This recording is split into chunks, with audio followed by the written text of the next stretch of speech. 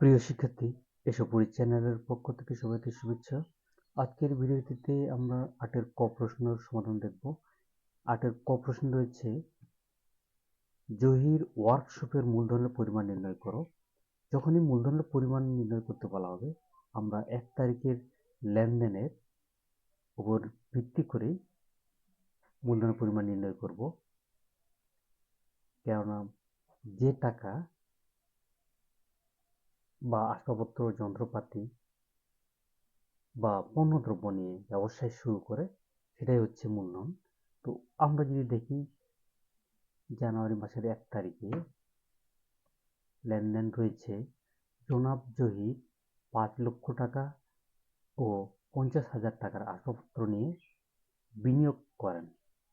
অর্থাৎ তিনি ৫ লক্ষ টাকা এবং ৫০,০০০ টাকা আসবাবপত্র নিয়ে ব্যবসা শুরু করেন। তো এটি হচ্ছে মূলধন। প্রারম্ভিক মূলধনের পরিমাণ সমান সমান প্রারম্ভিক মোট সম্পদ বিয়োগ প্রারম্ভিক মোট দায়। তো এই লেনদেনে কোনো দায় নেই। নগদ টাকা একটি সম্পদ হিসাব, আসবাবপত্র একটি সম্পদ। তো এই দুইটি টাকা যোগ করলেই যে টাকা হবে সেটি মূলধন। আমরা ছকে দেখে নিই। আমরা ছক টেনে নিব, 4 কলাম বিশিষ্ট। তারিখ বিবরণ, টাকা টাকা, তারিখ লিখব।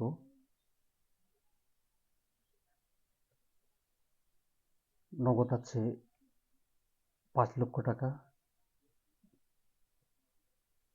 এবং আসবাবপত্র ৫০,০০০ টাকা। যেহেতু এখানে দায় নেই, তো এই দুইটি টাকা যোগ করলে হবে ৫,৫০,০০০ টাকা। এটি হচ্ছে মূলধন।